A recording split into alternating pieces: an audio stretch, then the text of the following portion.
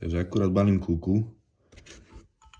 Ide sa posielať na repas.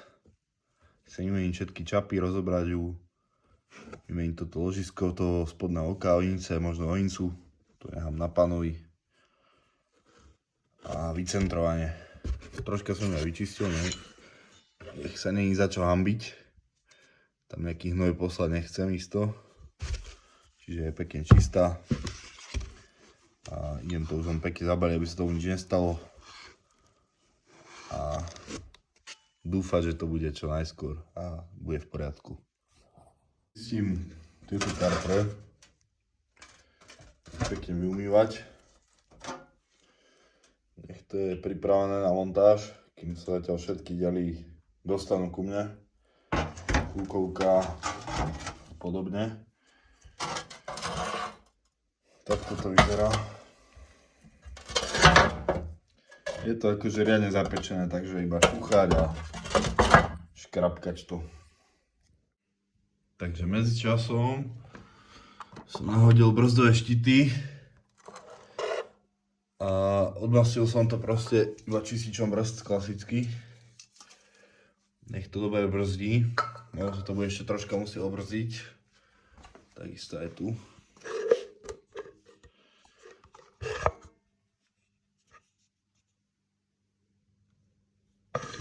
Už to len troška vyschne, odparí sa to a potom keď bude motorka poskladaná, sa to ešte bude musieť obrzdiť riadne. Kartre mám tu. Všetky otvory som zaleštil pekne, nech to ide ľahko dnu. Tu je ešte olej, aby to nehrdzalo zbytočne, kým to poskladám. Druhý sa mi ešte suší na radiátore. Tento hermetik mi nešiel dole ničím. Nechcem to tam nejak mechanicky čistiť alebo tak, lebo sa tam nedá nejak dostať normálne, ale tak ničomu to nevadí, tak to tam nechám. Takisto všetky otvory na ložiska zaleštené na gufera, takisto. Ďalej som rozobral tachometer, lebo hrkal. Šlo to veľmi ťažko rozobrať, lebo ten vrch toho tela bol hrdzavý. A rámik šiel dosť blbo von, čiže je troška aj poškodený. S tým by som sa rád teraz nás obratil, že či neviete, že z aké motorky pasuje. Ja si myslím, že Kalifornian budeme rovnaký. Rozmery, je to troška akože asi, jak by som povedal, rozťahnuté, jak som to dával dole, čiže to môžeme aj kľudne 85 asi. A tento vnútorný má 73. Takže ak viete, z aké motorky to pasuje, nestačí úplne iba ten rámik. Kľudne. Tak mi to napíšte, prosím vás. Poprípade sa mi zdá, že je zo 634 by to malo tiež pasovať. Z 350 kg. 634, tak uvidíme. Tam má, hej, to viem, to má v kilometroch má väčšinu, ale ja mám milá, mne stačí tento rámik iba. Takže tak. Hrkal preto, podľa mňa, lebo sme tu našli tú matičku takú, jak je tam modré lepidlo, tak tá matička bola povolená. Tam medzi tým plieškom a tým ciferníkom. Tak sme to nejak chirurgicky dotiahli, zalepili, lepidlo na zavity, teraz čakám, kým to zaschne. Čiže to by bolo, potom ešte prevody namažem. Takisto ručička bola zlúpaný lak, biely, tak ten som ošúchal. Asi to buď nechám takto, alebo tiež to niečím bielým nafarbím, lebo to americké svetlo to proste vyžralo ten lak, ak to bolo stále na slnku. Takisto žiarovka je vypálená. Táto už má za sebou, tak by som mal mať takú 6V 2W. Tak pohľadám tu tam na novú. Teraz sa im povenovať týmto tlmičom. Troška chytené, ale myslím si, že to pôjde spraviť ľahkým preleštením.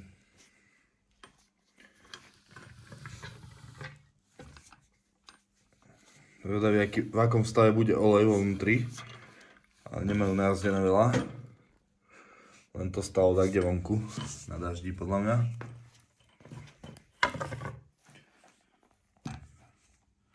Tento tu je troška poškodený, ten tvrdochrom.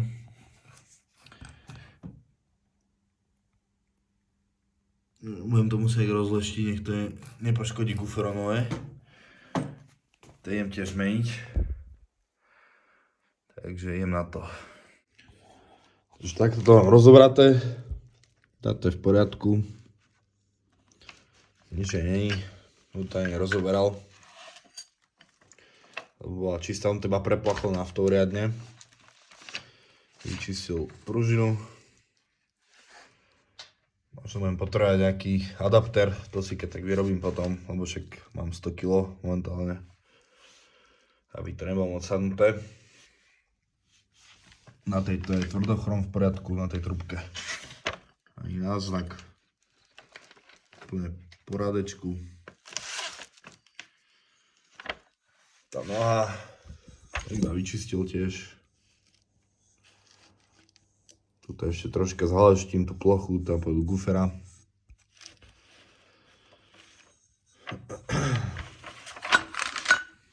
Gufera som kúpil takéto, dvojbrité, to zo silikónu gufera. Pani v predaní odporúčila. Mali by byť vraj mäkšie, lepšie mali tesniť.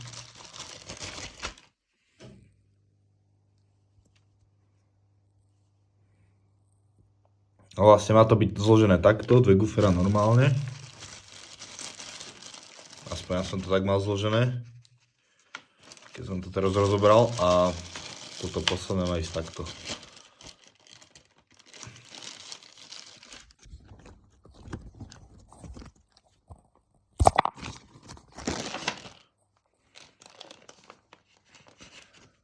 Vlastne takto to tam má ísť. Normálne a toto takto, pružinkové. Tak som to mal zložené pôvodne. Sa to bude tesniť. Kúpil som aj takýto špeciálny tlmičový olej. Bel-Ray 30V na doporučenie zo skupiny na Facebooku ohľadom tejto motorky. Tam si to členovia pochvalovali, tak dám asi na nich. Tak som to objednal. Potom tam má ísť 1,7 deci oleja do každej. Takže to tam potom nalejem. Čo sa týka druhej vidlice, tak tu je spodok, tu som aj troška zhalaštil tú plochu už. Nech to ide ľahšie tamto gufero. Poriadne som to vypláchol vodou, teraz čakám, kým to vyschne. Nech tam nie je žiadny bordel. Tu sa nachádza ďalší smútok tejto motorky. To je poškodený tvrdochrom. Neviem, či to dobre vidno. Ako je to dosť vyžraté. Tak som pozeral, či niekto nepredáva, väčšinou sú všetky takéto. Natrafil som na jedného pána na bazoši, čo opravuje tieto vidlice. Tak som mu poslal fotky, čakám, ako sa vyjadri. Či sa to vôbec oplatí opravovať, alebo nie. Čiže teraz toto budem musieť zohnať túto trubku, je to priemer 35 a dĺžku má 58 cm, čiže 580 mm na dĺžku a priemer 35. Tu by som rád aj rozobral, lebo je tu tesne roztrhnuté, to by z toho vypadlo. Takže tak. Lenže s tým rozoberaním tu mám taký problém, že tu sa nachádza segerka a druhé očko sa proste uľomilo.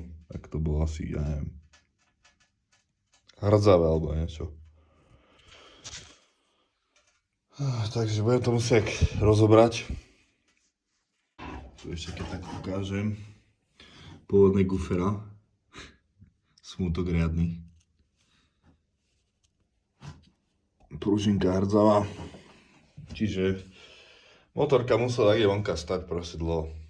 Tam natiekla voda do tých kufier a poškodilo to aj ten tvrdochrom. Takže gufera som nalixoval.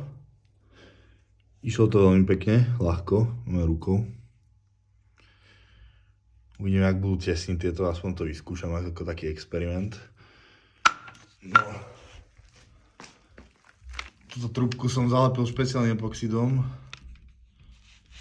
Značku tu potom niekde prestrihnem, že to je nejaký najpevnejší epoxid na svete, čo existuje. A z Ameriky.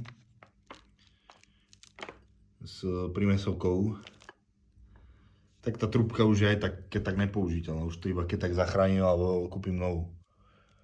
Potom to chcem upnúť do sústru, mám takú supportovú brúsku a normálne to prebrúsim. Ten povrch nech to je hladké. Uvidíme, či to bude dostatočne hladké, aby to nepoškodilo guferov. Takže to je taký môj experiment. Dali som aj tieto okuliare. Počistil troška, preleštil. Nech to vyzerá troška lepšie.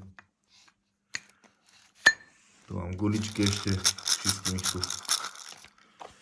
A tak, aj toto som preleštil.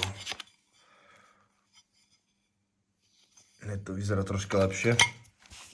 By som chcel vypaliť výfuk od karbonu.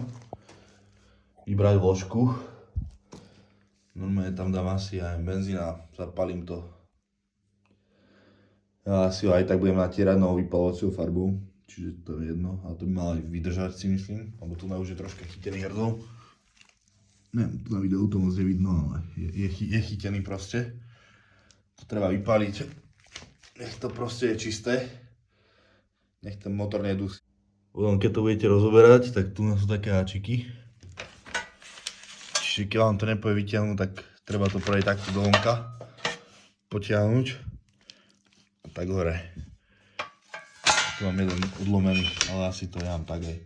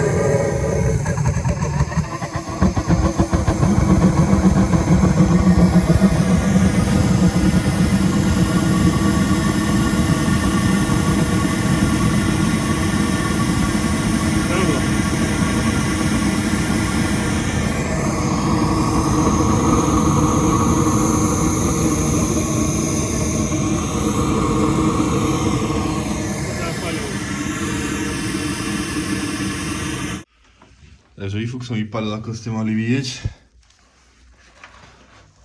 Vyzerá následovne. Ja som veľmi spokojný s výsledkom. Nebol moc zakarbonovaný, ale keď už to mám takto, tak to radšej vypalím.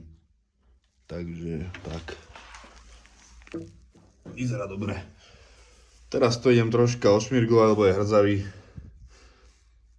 A kúpim vypalovaciu farbu a teoreticky to chcem spraviť, takže tu nadám teplozdušku, dám úplne na najvyššiu teplotu a nechám to pustené zo pár hodín, neviem koľko píšu na tej farbe, podľa návodu. Nechám to pustené a to pekne vykurí, ja si myslím, aj to pekne vypalí tú farbu, čiže mohlo by to byť v poriadku. Čo týka toho krytu, to som ešte pozeral na eBay, tiež tam boli náhradné diely, tento kryt som tam našiel a takisto mu chýba proste ten spodný klip, tá zarážka. Čiže ja si myslím, že to je nejaká konštrukčná vada. Že tam je nejaká rezonancia, ktorá vlastne unaví ten materiál a odpadne. Tu mám ďalej vložku, tu som tiež dal do pece. Tá je celkom fajn.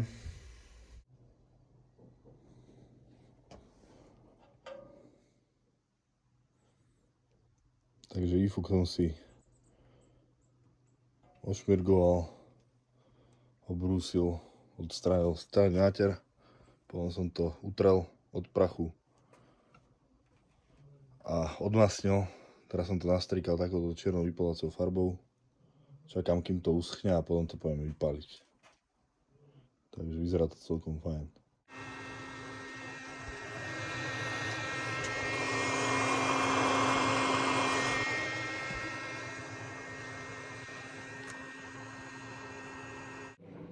Teraz tu mám túto krytku toho ifuku. Troška vyblbnutá, tak ju skúsim rozleštiť. Normálne iba voskom.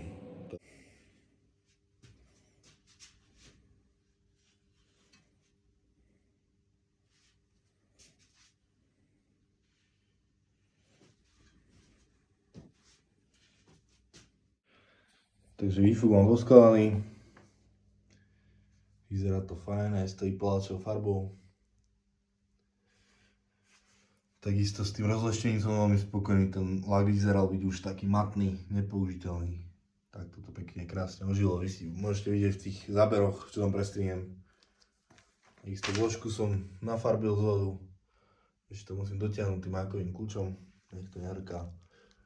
A teraz sa asi vrhnem na tento zelený blatník, ktorý tiež idem troška oživiť takou istou metodou. Tu som to už skúšal, ako v prvom dieli som to zaberal, tí čo videli. Iba voskom. Používam takýto K2. Za mňa veľmi dobrý vosk, mám s ním dobré skúsenosti. Isto obzoruje nejaké abrazium, ktoré to pekne takto vyleští. Ja som to kúsku to iba tak cvične skúsil. A uvidíme, ako to ožije. Takže idem na to.